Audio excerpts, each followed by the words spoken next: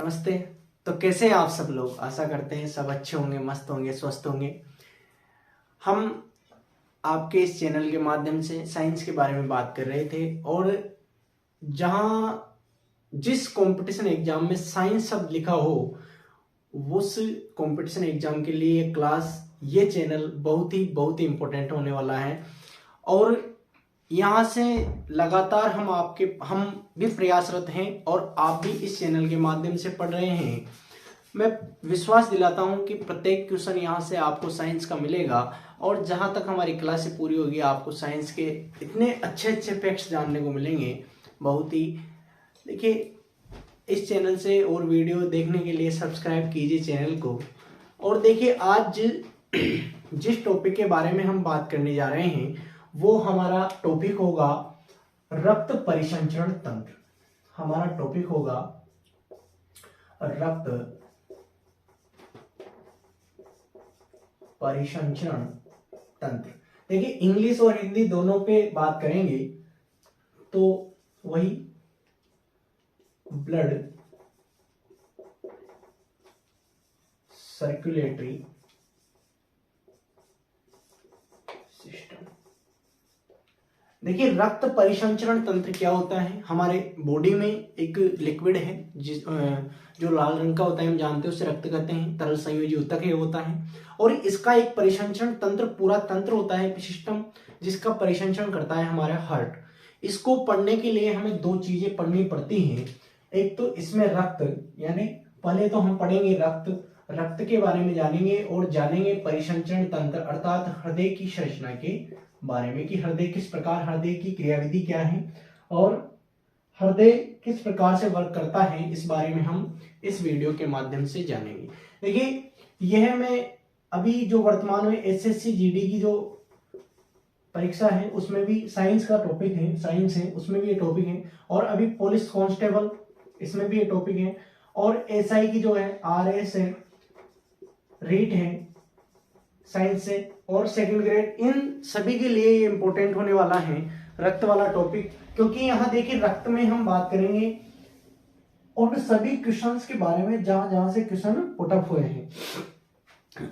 इसमें हम पहले रक्त पढ़ेंगे और फिर दूसरे पार्ट में इसी वीडियो में हम हृदय के बारे में भी बात करेंगे। देखिए, रक्त के बारे में बात कर लेते हैं। ब्लड होता क्या है? देखिए, ब्लड एक तरल संयोजी ऊतक होता है और ब्लड दो कंपोनेंट से मिलकर बना होता है। हमारे शरीर में ब्लड का सर्कुलेटर, ब्लड ऑक्सीजन का परिवहन करता है, समस्त भागों तक ऑक्सीजन और कार्बनिक पदार्थों को पहुंचाता है। तो ब्लड दो कंपोनेंट से मिलकर बना होता है, प्लाज्मा और ब्लड कार्पोसेल्स, अर्थात प्लाज्मा और रुधिर कणिकाओं से मिलकर बना होता है। देखिए, रुधिर कणिकाओं ये भी आगे डिवाइड होती हैं, आगे वो डिवाइड होती हैं आरबीसी, डब्ल्यूबीसी, प्लेटलेट्स में। और प्लाज्मा किस प्रकार से डिवाइड होता है? देखिए, यहां पर ब्लड एक, यहां से पूछा जा सकता है, तरल संयोजी ऊतक है। ब्लड क्या है? तरल संयोजी ऊतक है। और ब्लड दो भागों में डिवाइड है, प्लाज्मा और रुधिर कणिकाएं। देखिए, प्लाज्मा और रुधिर कणिकाएं, प्लाज्मा लगभग 55% भाग होता है रक्त का, जो विभिन्न कार्बनिक पदार्थों से मिलकर बना होता है। इसमें कुछ ज्यादा विशेष पाया नहीं जाता प्लाज्मा में। ठीक है, प्लाज्मा प्रोटीन से मिलकर बना होता है। इसमें प्रोटीन पाए जाते हैं, कार्बनिक लवण पाए जाते हैं। प्लाज्मा अधिकतर इसमें 90% तो, प्लाज्मा में 90% तो क्या पाया जाता है? जल पाया जाता है।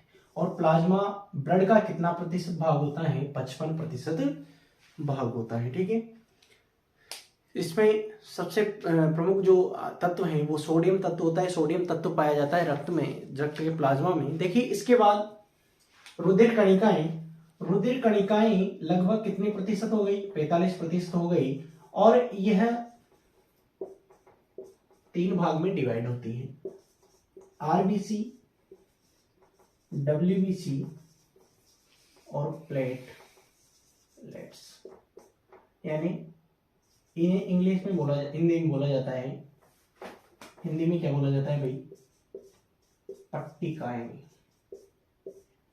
RBC red blood corpuscles, white blood corpuscles, platelets, ठीक है। इन्हें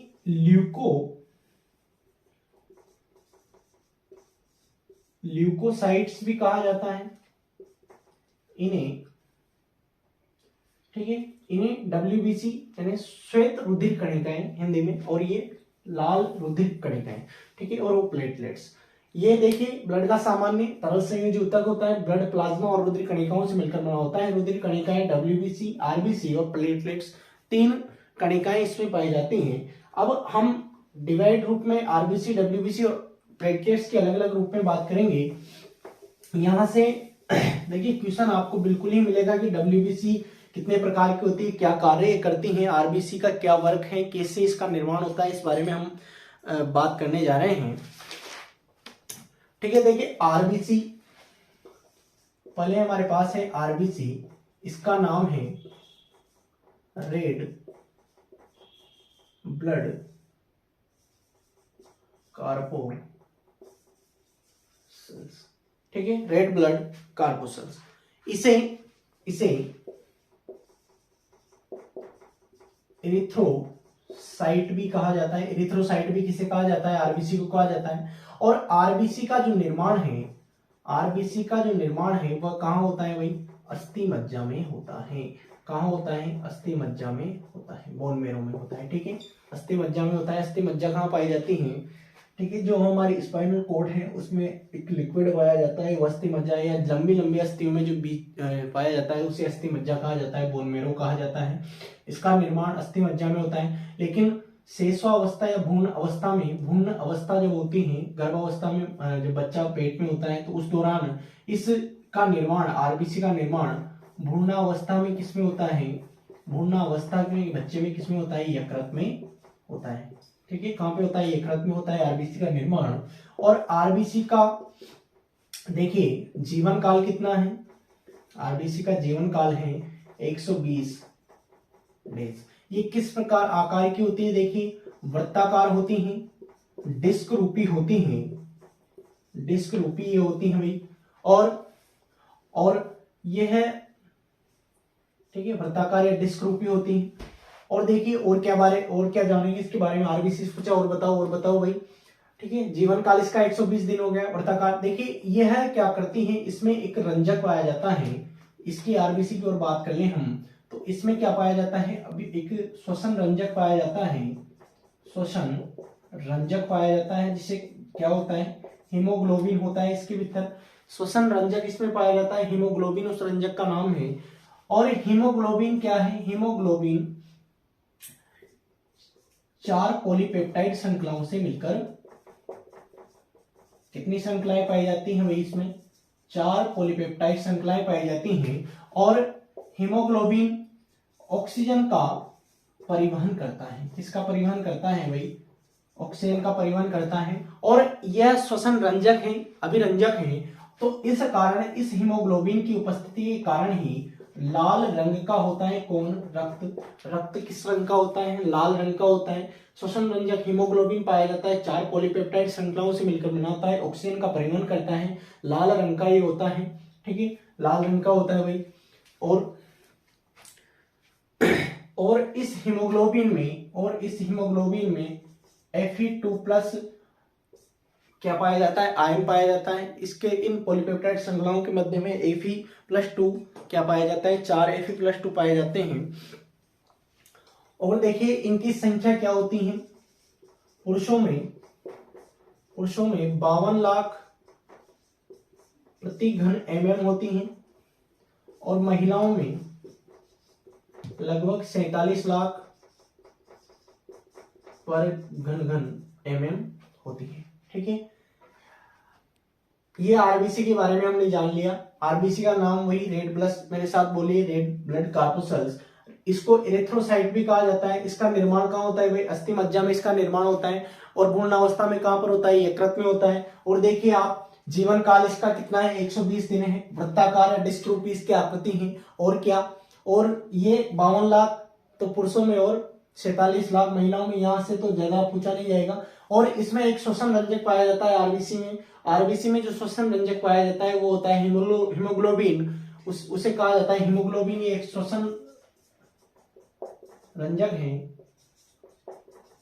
हीमोग्लोबिन। और हीमोग्लोबिन में Fe2+ आयन पाया जाता है, इंपोर्टेंट है। और ये चार पॉलीपेप्टाइड श्रृंखलाओं से मिलकर बना होता है।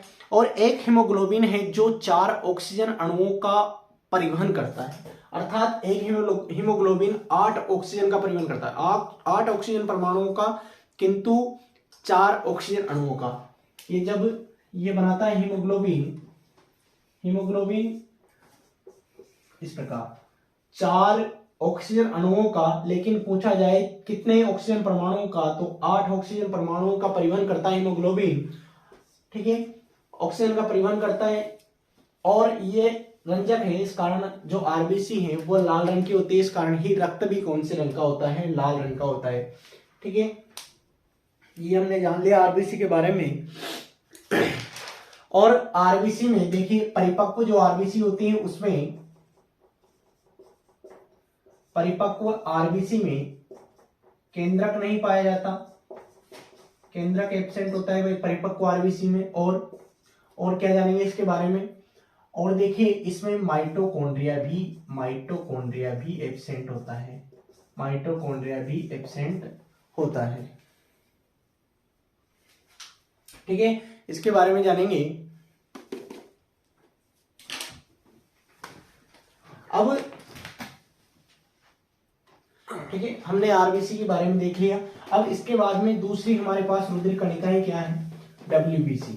देखिए डब्ल्यूबीसी हमारे शरीर में प्रतिरक्षा तंत्र का कार्य करती है। प्रतिरक्षा यानी बाहर से जब हमारे शरीर में जीवाणु या रोगाणु प्रवेश करते हैं तो उनसे हमारे बॉडी की जो रक्षा है वो कौन करती है, डब्ल्यूबीसी करती है। वो कौन करती है, डब्ल्यूबीसी करती है। और डब्ल्यूबीसी आरबीसी से संख्या में कम होती हैं, 600 आरबीसी पर एक डब्ल्यूबीसी पाई जाती हैं।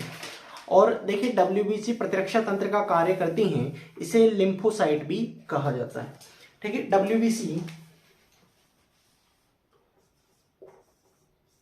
डब्ल्यूबीसी यानी व्हाइट ब्लड कॉर्पस्कल्स यानी श्वेत रुधिर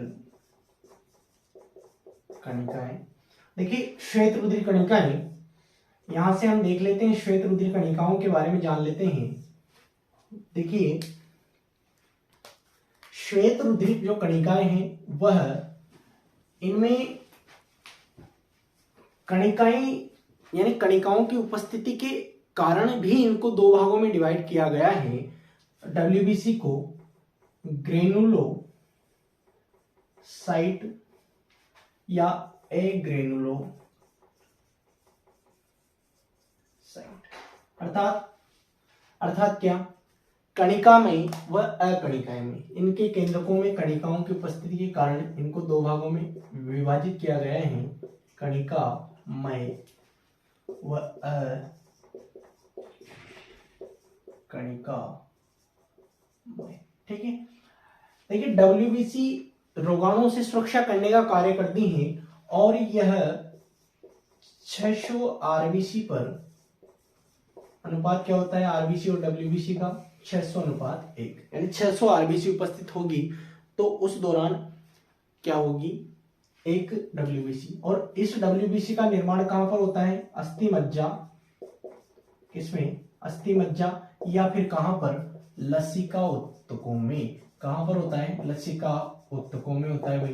कहां पर होता है, लसिका उत्तकों में होता है। और इनमें अमीबीय गति पाई जाती है, कहीं पर भी गति कर सकती हैं और 3 से 5 दिनों से और कई दिनों तक इनका जीवन काल हो सकता है। इनकी संख्या कितनी होती है भाई, संख्या 7000 घन mm ब्लड में यह पाई जाती है। तो कणिका में और अकणिकाएं में इनकी उपस्थिति के कारण इनको 2 भागों में डिवाइड किया गया है। उनको देख लेते हैं। कणिका में देखिए कणिकामय जो हैं उनको भी 3 भागों में डिवाइड किया गया है। कौन कौन से वो भाग हैं भाई? न्यूट्रोफिल, न्यूट्रोफिल है, ये बड़े लिख देता हूं,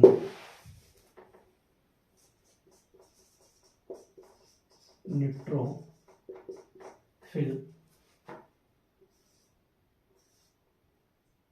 इओसिनोफिल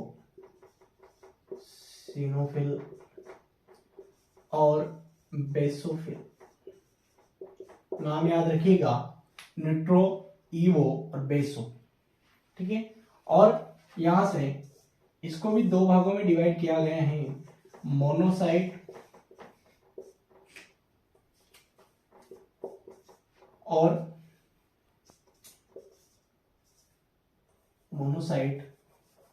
और क्या भाई?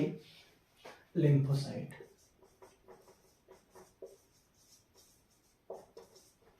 इसको भी 2 भागों में डिवाइड किया गया है, मोनोसाइट और लिम्फोसाइट। देखिए डब्ल्यूबीसी, आरबीसी और डब्ल्यूबीसी का अनुपात हमने जाना, हमने देख लिया कि इसका निर्माण अस्थि मज्जा में होता है। और डब्ल्यूबीसी को उनकी कणिकाओं, उसमें उपस्थित कणिकाओं की उपस्थिति के आधार पर 2 भागों में, कणिकामय और कणिकामय में बांटा।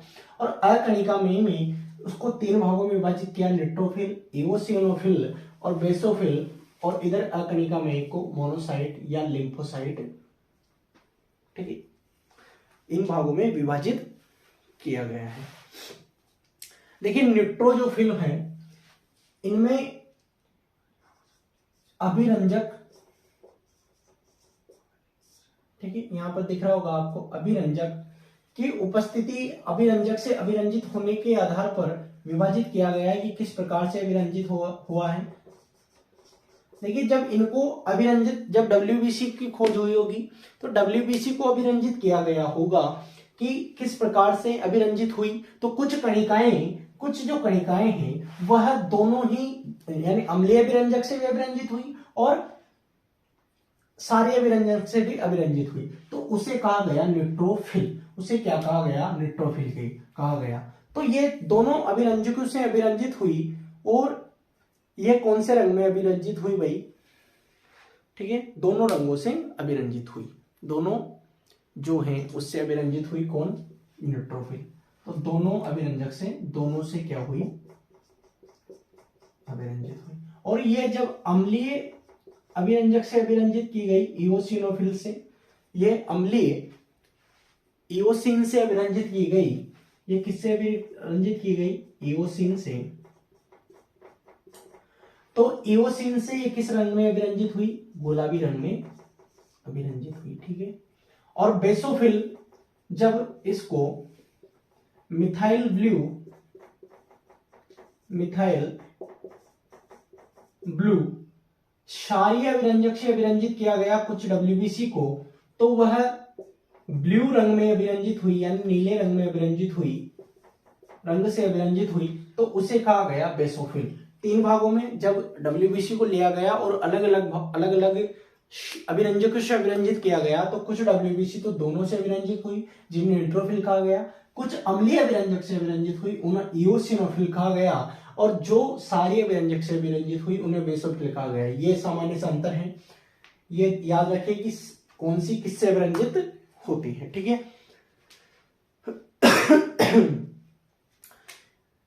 और देखिए अब इनका कार्य क्या है भाई? मुख्यतः कार्य पूछा जाता है। तो जो न्यूट्रोफिल है, न्यूट्रोफिल भक्षाणुक का कार्य करती हैं। भक्षाणुक यानी भक्षाणुक का अर्थ है रोगाणु का क्या करती हैं? रोगाणु को भक्षित कर जाती हैं, रोगाणु को नष्ट कर देती हैं। ये क्या कर देती हैं? नष्ट कर देती हैं। इस कारण इन्हें भक्षाणुक कहा जाता है, यानी फेगोसाइट कहा जाता है। इंग्लिश में कहें तो फेगोसाइट कहा जाता है। तो क्वेश्चन पूछा जाता है और जाता रहा है, रीट में भी यहां से प्रश्न पूछा गया था कि कौन सी डब्ल्यूबीसी भक्षाणुक यानी फेगोसाइट्स होती हैं। तो फेगोसाइट्स कौन सी होती हैं? न्यूट्रोफिल फेगोसाइट यानी रोगाणु को नष्ट करने का ये कार्य करती हैं, ठीक है। अब और इनमें क्या पाई जाती है भाई? कोशिका पारण क्षमता भी पाई जाती है। कोशिका से, एक कोशिका से दूसरी कोशिका में चली जाती है, कोशिका पारण क्षमता इसमें पाई जाती है। ठीक है। अब इओसिनोफिल एंटीहिस्टामिन होती है भाई। एंटीहिस्टामिन क्या होता है भाई? यह एंटीहिस्टामिन होती है।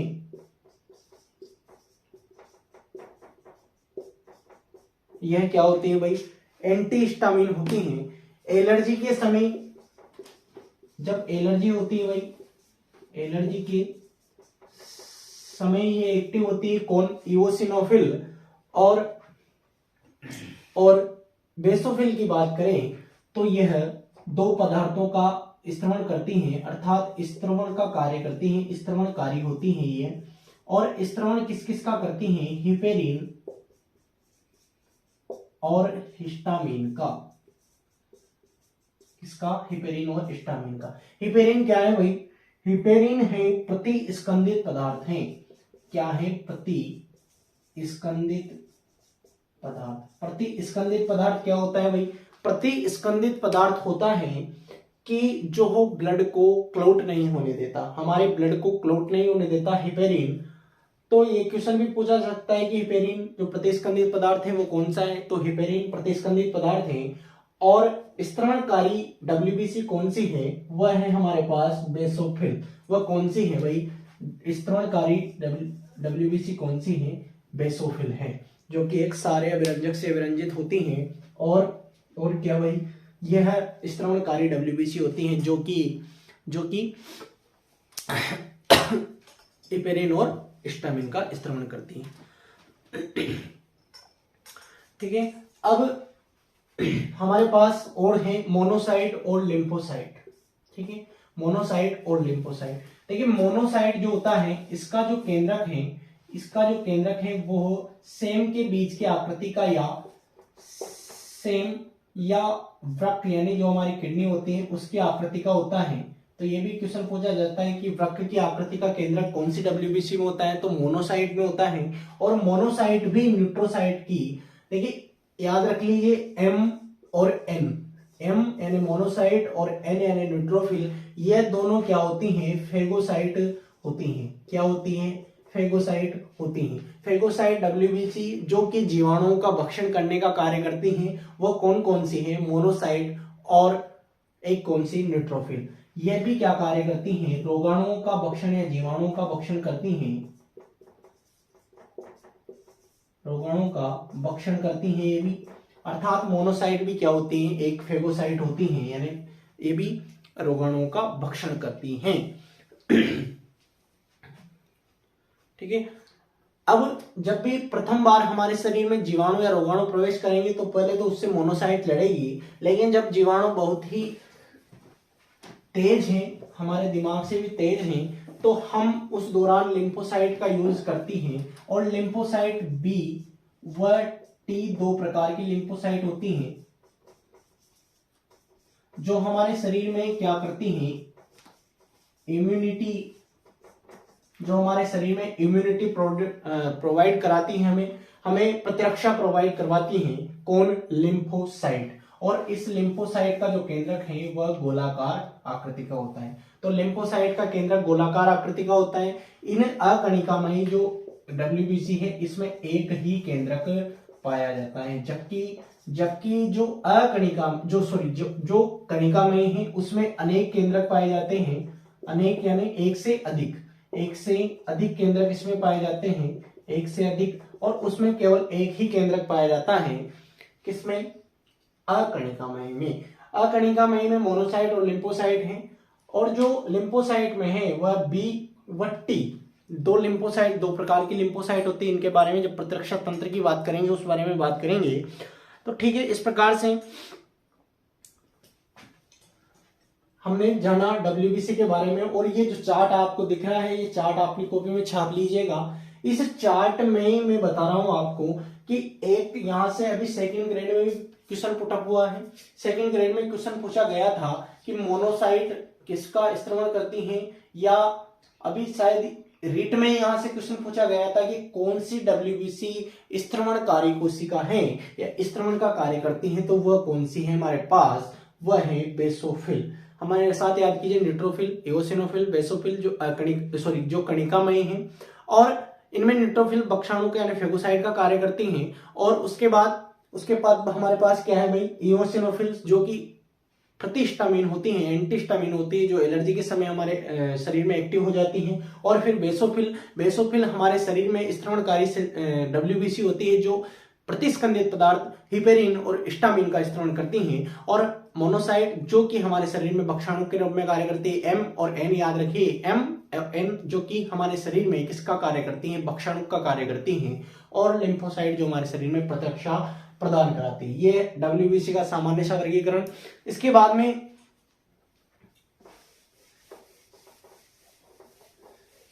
में देखिए,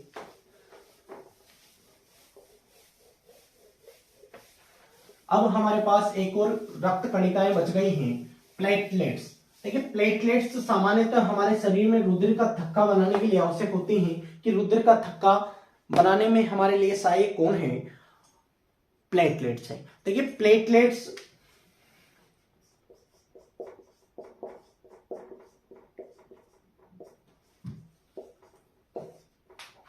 प्लेटलेट्स अनियमित आकृति की होती हैं। किसकी होती हैं, अनियमित आकृति की होती हैं। और इसका जो निर्माण है वह भी कहां पर होता है, अस्थि मज्जा में ही होता है। अस्थि मज्जा में ही होता है। इसका निर्माण भी कहां पर होता है भाई, अस्थि मज्जा में ही होता है। संख्या होती है 3 लाख से। और जब यह प्लेटलेट्स क्या होती हैं, रुधिर का थक्का बनाने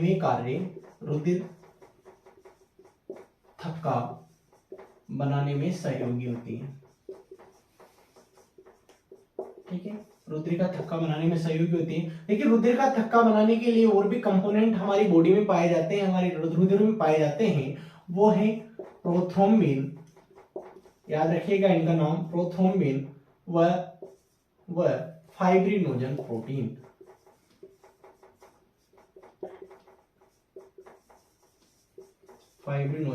प्रोटीन। देखिए रुधिर थक्का बनाने में प्रोथ्रोम्बिन, फाइब्रिनोजन और एक कैल्शियम 2+ आयन भी इंपॉर्टेंट होता है। यहां से भी पूछा जा सकता है कि रुधिर का थक्का बनाने के लिए आवश्यक जो आयन है वह कौन सा है, कैल्शियम +2 आयन। तो हमने आज बात कर ली रक्त के बारे में, और नेक्स्ट वीडियो में हम बात करेंगे रक्त परिसंचरण तंत्र के बारे में। अर्थात रक्त के बारे में हमने आज बात की, और अब हम कल बात करेंगे हृदय की संरचना के बारे में, हृदय के बारे में जानेंगे किस प्रकार वह पंप करता है हमारे शरीर में रुधिर का, और किस प्रकार रुधिर का शुद्धिकरण होता है। तो देखते रहिए और लाइक कीजिए, सब्सक्राइब कीजिए चैनल को। धन्यवाद सभी का लास्ट तक देखने के लिए, और धन्यवाद।